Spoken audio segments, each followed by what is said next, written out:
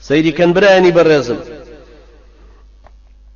ئەمەی لە باوەشی خۆشەویستی خانەوادەی عەزیزی پێغەمبەری نازدارە پەروەردە بوو عەلەیهی سەڵات وەسەلام، یەکێک لە تەلەبەکانی ئەو ئیمامی ئەبوو حەنیفەیە ڕەحمەتی خوای لێ.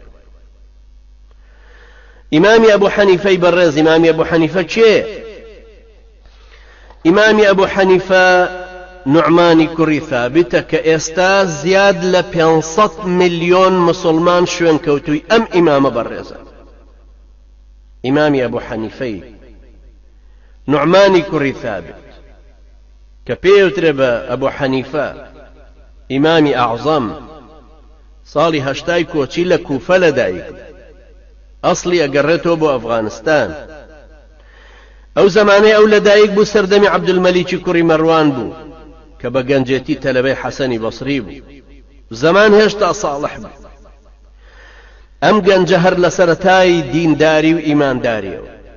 سەیری کەن برایانی بەڕێز، ئەم باوکە بەڕێزەی ئەم پیاوە ثابت، باوکی ئیمامی ئەبوو حەنیفە، خواناسێک و پیاوچاکێکی زەمانی خۆی، تەلەبەی بەردەستی سەحابیە بەڕێزەکان.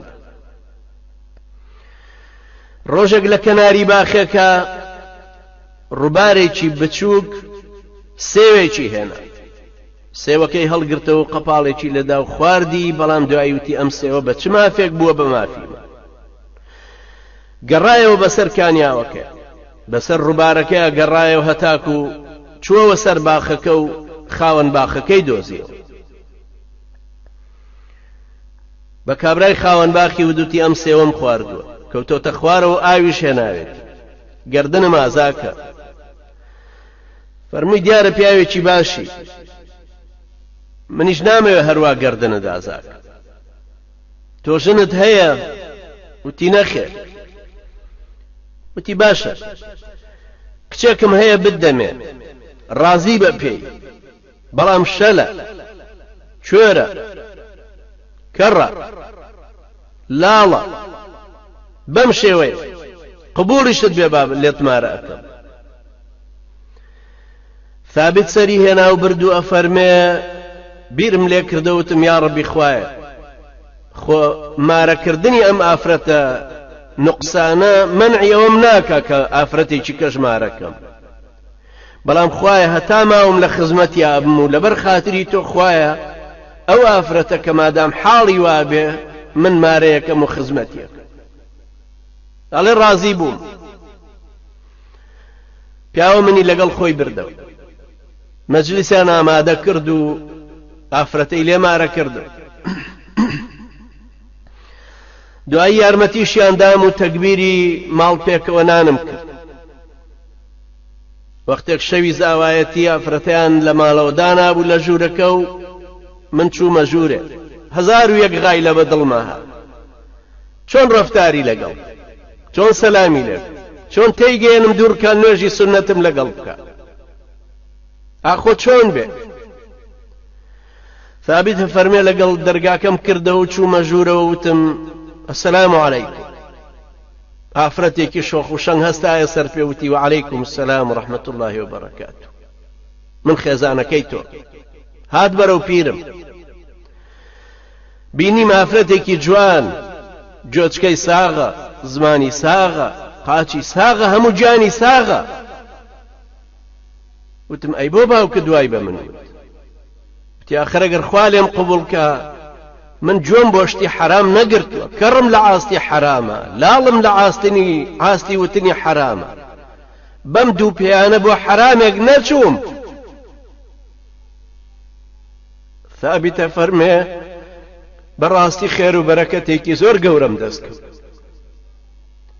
ئالەم دایک و باوکە ئیمامی ئەبوو حەنیفە لەدایک، ئیمامی ئەبوو حەنیفە لە 10 ساڵیە، هەیان بینی ڕوویەکی گەش، زمانێکی پاراو، هەنجەتێکی بە قووەت و بەڵگەی بەهێز، زۆر بلیمەت و زیرەک، زۆر سەخی، زۆر بێدەنگ، زۆر بە بیرکردنەوە و بە تەئەمل، زۆر زاهید و خاوەن عیبادەت. لەو عمرە گەورەتر بوو سەوتی جەهوری، خەتیبێکی زۆر گەورە دەرچوو. أما أو إمامي أبو حنيفة يكبوب إمام أهل الرأي، أما أو إمامي أبو حنيفة كإمام شافعي رحمة إخوائي بدرباري فرمي ما طلب أحد الفقه إلا كان عيالا على أبي حنيفة. هر كسي شرع بخوينه، هر كسي شرعي خوين دبي إلا وكو كسي قوايا بچت بردستي أبو حنيفة وبيوستي بيبي وشتي لي وربو. أبو حنيفة رحمة إخوائي لبي قوربو ورده كوتا كوكردنوي علمي شرعي شو لا الشيخ ناوي حمادي كري أبي سليمان هجددانا صالي الربق لقل حمادي كري أبي سليمان فابند بو بيوي بيب بي الروج بالروج أم علم شرعي لي ورقر كتلبي صحابي حتى وايلهات حمادة فرمي أنزفتني يا أبا حنيفة شورت لي بريم أبو حنيفة يعني هرچی علم لمن دورگرد هرچی شتێک ئەمزانی فێر بووی. ئاوا ئیمامی ئەبوو حەنیفە یەکەم جار ڕووی کردبووە علم الکەلام دوای ڕووی کردەوە فقه بوو بەو پیاوە گەورەی ئیمامی فقه. ئەم ئیمامە بەڕێزە برایانی عەزیزی من، ئەم پیاو چاکە، ئەم پیاوە نازدارە، ئەم تەلەبەی علمە، ئەم عالمە گەورەیە.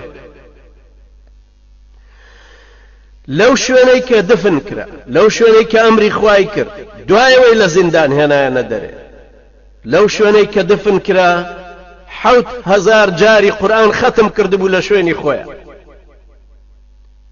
7,000 جار قورئانی ختم کردبوو لەو شوێنەی کە دفن کراوە کە ئێستا ئەعزەمی پێوترە لە بەغدایە. هەر 4 ساعاتی ئەوەڵ بە قیاسی ئێمە 15 جوزئی تەواوە کرد، 15 جوزەکەشی تری لە ڕکاتی دووەما تەواوە کرد، لە نوێژێکە هەموو قورئانی خوێند.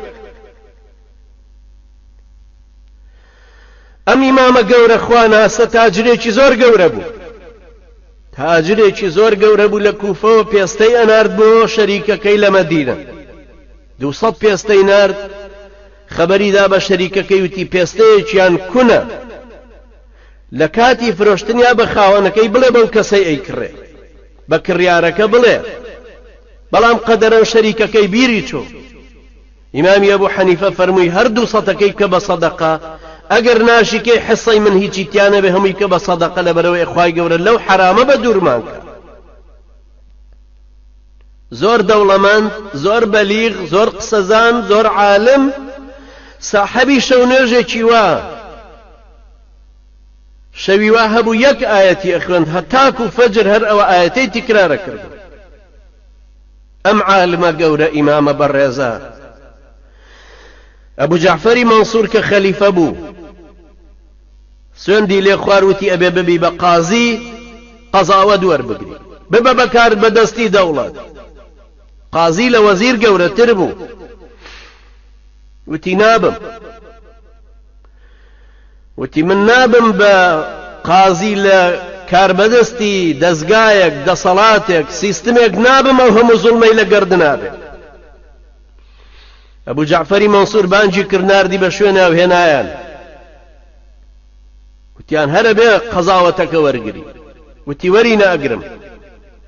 ئەبوو جەعفەری مەنسوور سوێندێکی زۆر گەورەی خوار وتی ئەبێ هەر وەریگری. ئیمامی ئەبوو حەنیفەش سوێندی خوار وتی وەری ناگرم. هەردوو لایەن مصر بوون لەسەر سوێندی خۆیان.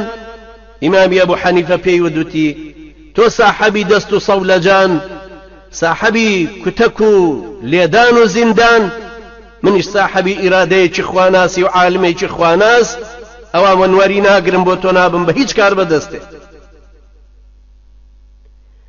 ئەو جا زۆر عەزێتی ئیمامیان دا ئیمامی ئەبوو حەنیفە ڕەحمەتی خوای لێ سجنیان کرد هەتا ساڵی 150 هیجری لە سجنا ڕۆحی دەرچوو ڕەحمەتی خوای لێ.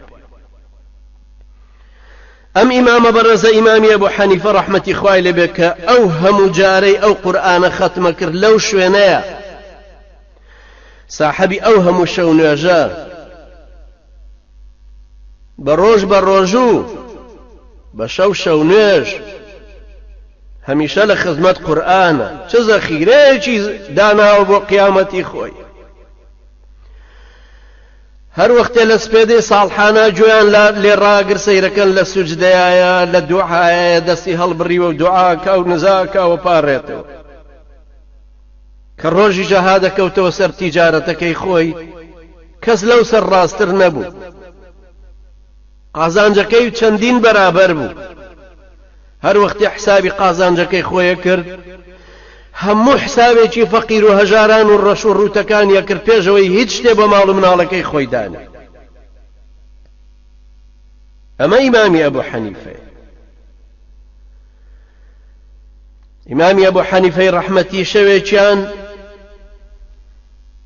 ئاگایان لێبوو هەتا بەیانی یەک ئایەتی تکرار کردەوە هەر گوێیان لێبوو هەر ئەمەی تکرارە کردەوەی فەرموو بەلی الساعة موعدهم والساعة أدهى وأمر ڕۆژی قیامەت مەوعیدی ئەنە بەڵێنی ئێمە و ئەوان ڕۆژی قیامەتە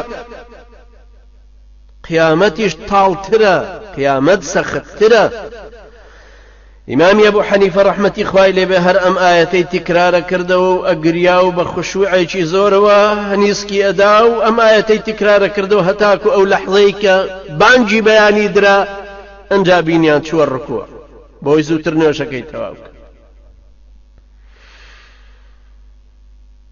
ئیمامی ئەبوو حەنیفەیەکی سەرڕاست ئەم زانا بەڕێزانە لە چۆن دینیان ئاوا وەرگرت بوو ئەمە چه هێزێکی پارسەنگ بوونی شەخسیەتێکە کە ئەم خوایە ئەم ئیسلامەتی ئاوا پەروەردەیەکە هیدایەتی خوایی ئاڕاستەی قورئان پەروەردەی ئیسلام چ کەسانێکی هێناوەتە بەرهەم